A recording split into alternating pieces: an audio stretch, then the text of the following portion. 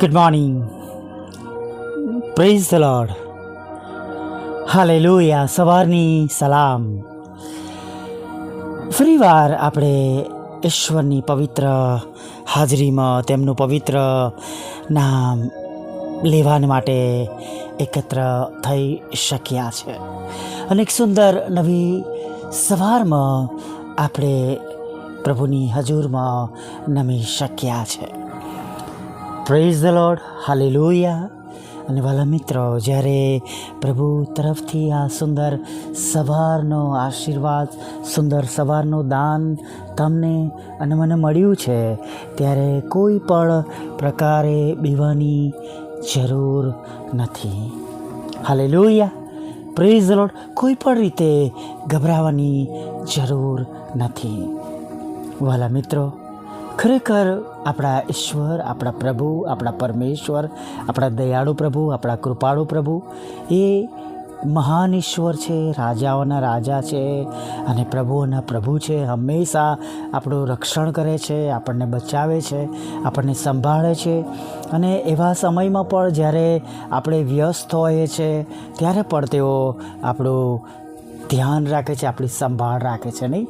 અને ગીતશાસ્ત્ર લેખા આપણને કહે છે કે તેમના વહાલાઓ ઊંઘતા હોય તો પણ તેઓ તેમને સારા દાન આપી જાણે છે.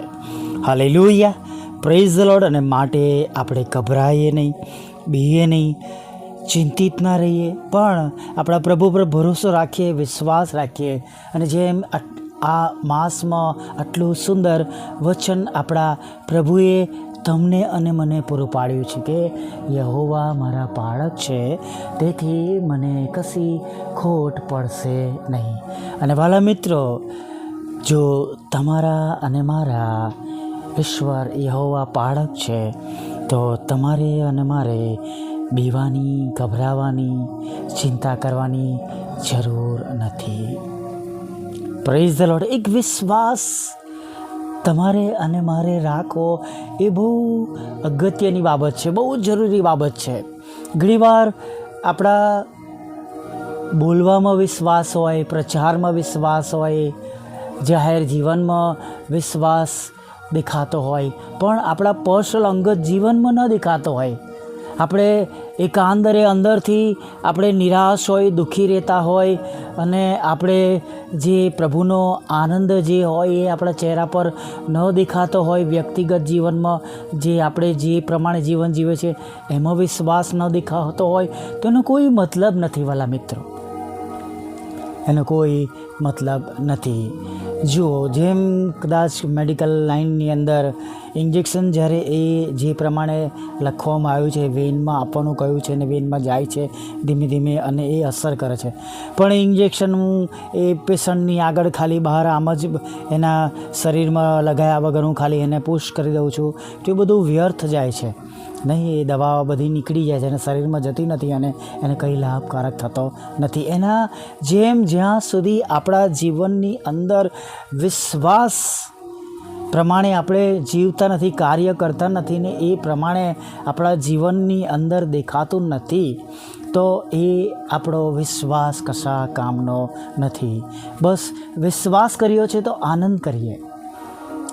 હા, ચિંતા કદાચ માણસોના જીવન પ્રમાણે કદાચ તમને મગજ પર એક જાણે બોધરેશન કે ભાર જેવું થોડું થોડું લાગ્યા કરે, પણ હું તમને ચોક્કસ કહું છું કે તમારે અને મારે પ્રભુ પર વધારે ભરોસો રાખવાનો છે, પ્રભુને બધું સોંપી દેવાનું છે, અને એક વિશ્વાસને આશા સાથે આગળ વધે કે આ જે તે પરિસ્થિતિ છે, આ જે તે જરૂરિયાતો છે, અથવા જે તે બીમારી છે, અથવા જે તે પ્રકારની બાબતો મારી સમક્ષ છે, એમાંથી મને છોડાવી લેવામાં આવવાનો છે, અથવા મને છોડાવી લેવામાં આવવાની છે.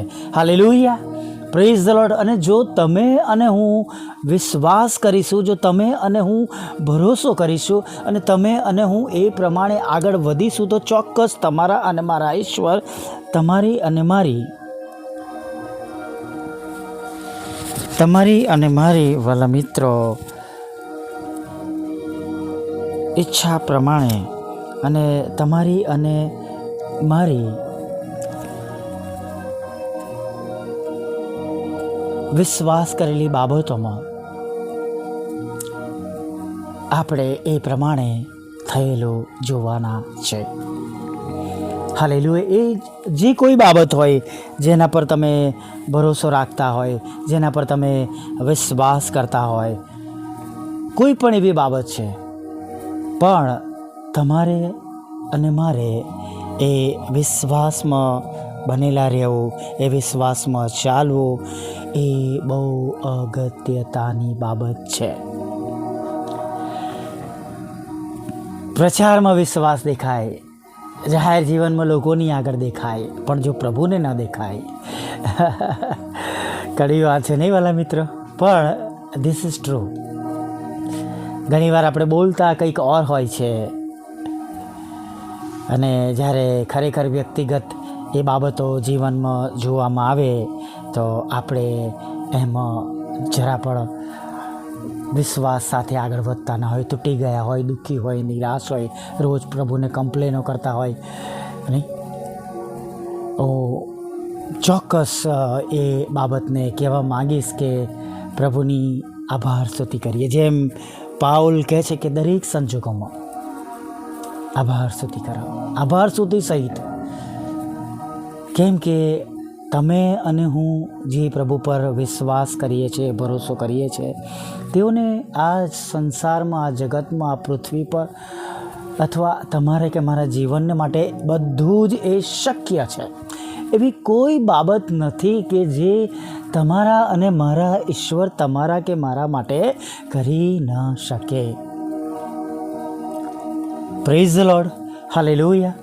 એવા ઘણા બધા લોકોના જીવનોની સાક્ષી છે. ઘણા બધા લોકોની એવી જીવનની પરિસ્થિતિઓ છે જેમણે બહુ નજદીકથી તેમના જીવનોમાં પ્રભુને ઓળખ્યા છે, જોયા છે, પ્રભુ એમના જીવનોમાં કામ કર્યું છે. Praise the lord. મેં એક વખત કહ્યું હતું કે મને જે સિમ્ટમ્સ હતા એ લગભગ 90% ઉપર એ ડાયાબિટીસના હતા. અને જેમ ડૉક્ટરને મેં બતાવ્યું હતું, જે બધી મને ફરિયાદો હતી મેં એમને કહ્યું હતું, અને મને એમણે કહી જ દીધું હતું કે આ ડાયાબિટીસ છે, પણ કેમનું છે, શું છે એ મારે જોવું છે. અને મને બ્લડ ટેસ્ટ માટે લેબોરેટરીમાં મોકલ્યો અને હું થોડી રાહ જોઈ રહ્યો.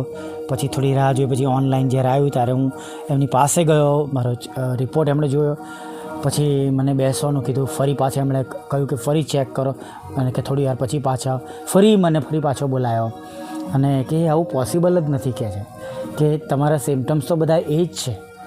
મેં બ્લડ બેંકમાં એ પણ બ્લડ ટેસ્ટ કરનારને એ પણ પૂછ્યું કે લોહી બદલાય તો નથી ગયું ને, સેમ્પલ તો છે ને, બરાબર લીધું હતું સેમ્પલ, કારણ કે 2 વખત ટેસ્ટ કરવામાં તમારો રિપોર્ટ નોર્મલ આવ્યો. અને ખરેખર જ્યારે એ બ્લડ લેવાતું હતું ત્યારે મેં મનમાં પ્રાર્થના કરી કે પ્રભુ, અત્યાર સુધી બહુ ઓપરેશનોમાંથી પસાર થયો છું, જાતની બીમારીમાં રહીને પ્રભુ તમે પસાર કરાયો છે. હવે આ બીમારી મારે નથી જોઈતી. કૃપા કરીને મને એમાંથી છોડાવજો અને મારા શરીરમાં એ બાબત ન દેખાય. અને ખરેખર જે ડૉક્ટરનો વિશ્વાસ હતો એને મારા વિશ્વાસ દ્વારા પ્રભુએ સાજોપણું આપ્યું અને એ બાબતો ડૉક્ટરને રિપોર્ટમાં દેખાય નહીં. હાલેલુયા. Praise the lord. અને ખરેખર આવા ઘણા બધા કિસ્સાઓ છે. એક બહેનના ત્યાં પ્રાર્થના કરવા માટે ગયા હતા. એમને 4 સ્ક્વેર જેટલી એમને ડાયાબિટીસ હતું અને બહુ દુઃખી હતા, બહુ રડતા હતા, અને એમના માટે પ્રાર્થના કરી અને એમને કહ્યું કે તમારો ડાયાબિટીસ હવે ચાલી જશે. અને જ્યારે એ ડૉક્ટરની પાસે નેક્સ્ટ વીકમાં બતાવવા ગયા ત્યારે એમને 2 વખત એમને પણ ચેક કરવામાં આવ્યો અને કહ્યું કે તમારો ડાયાબિટીસ તો જતો રહ્યો છે, બધું નોર્મલ થઈ ગયું છે, કેમનું થયું? અને ખરેખર આપણા ઈશ્વર જે મેડિકલ સાયન્સ પ્રમાણે જે ફોરકાસ્ટ કરવામાં આવ્યું છે એને પણ પ્રાર્થનાઓ દ્વારા, વિશ્વાસ દ્વારા બદલી શકે એવા પ્રભુ અત્યારે આજે સવારમાં પણ તમારી અને મારી સાથે છે. Praise the lord. આવો એ જ વિશ્વાસ સાથે આપણે આગળ વધીએ. ભલા પ્રભુ, અમે તમારી સ્તુતિ કરીએ છીએ અને અમે તમારો પુષ્કળ આભાર માનીએ છીએ. પ્રભુ, આભાર માનીએ છીએ કે અમારા જીવનમાં તમે અમને મળ્યા છો.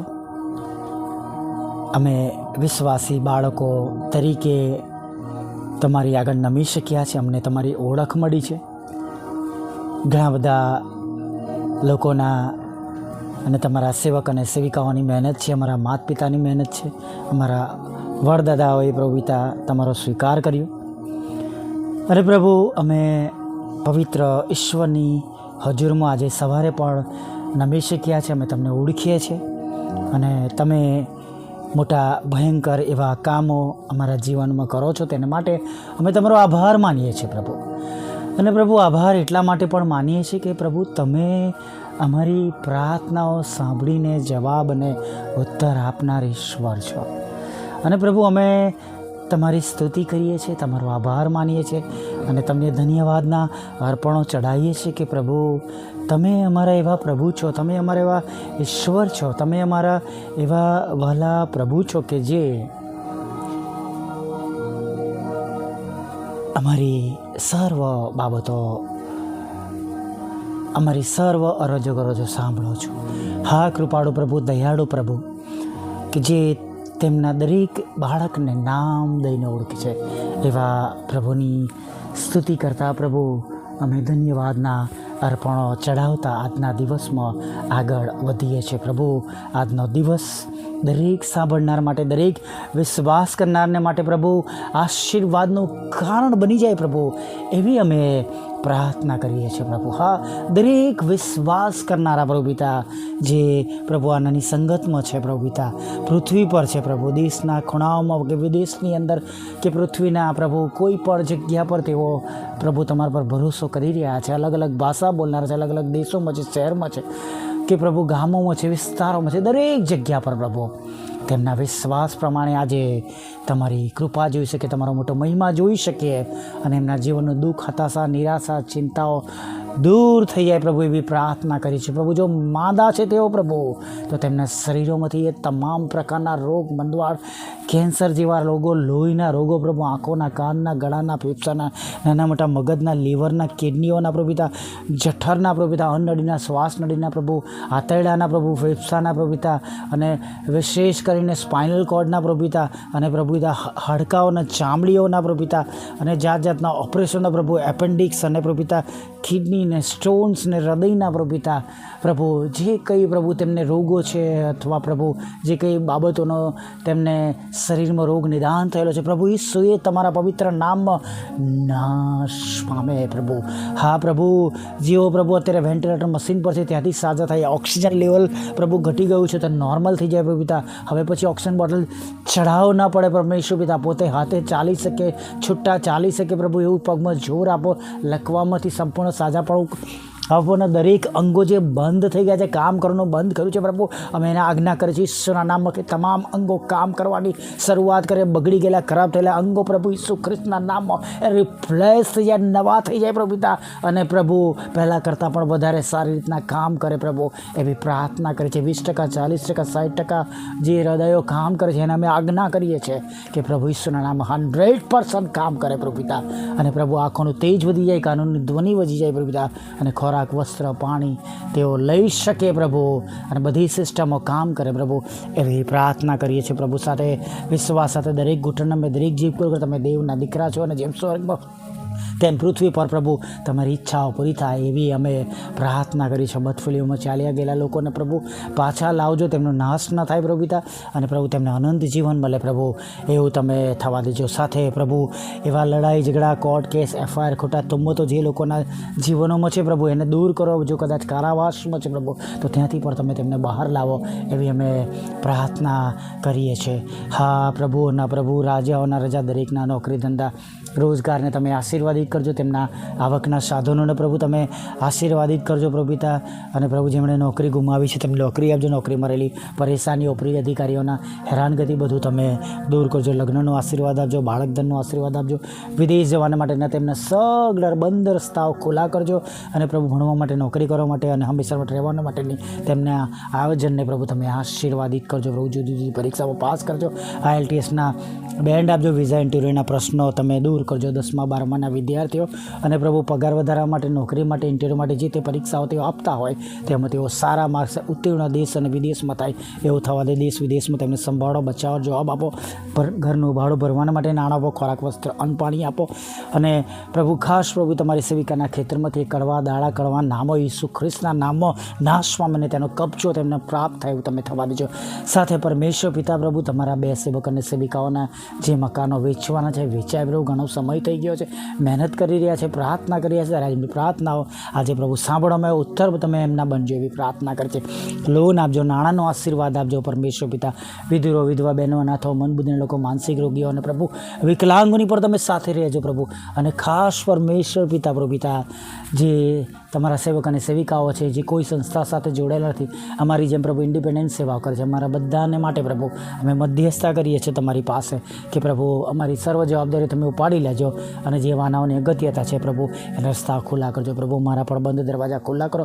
અમારા સતાવનારાના મન બદલો પ્રભુ. વોટ્સઅપ, ફેસબુક, યુટ્યુબની સેવાઓને આશીર્વાદિત કરો. રોજના રેકોર્ડિંગને પ્રભુ આશીર્વાદિત કરો. બુધવાર, શુક્રની સંગતોને આશીર્વાદિત કરો. છેલ્લી બાબત જે માંગી છે એ પણ પૂરી પાડો. અને અમારા બંધ દરવાજા ખુલ્લા કરો. જે કંઈ ગુમાવ્યું છે પ્રભુ એ અમને આશીર્વાદ સાથે પાછો આપજો. નાના મોટા પાપ ગુનાઓ માફ કરો. તમારી પવિત્ર હાજરી રાખજો. અને સાંજે આભાર માટે તેડી લાવજો માગતા પ્રભુ ઈસુમાં આટલું સાંભળો. દેવ બાપ માન્ય કરજો. આમીન, આમીન, આમીન.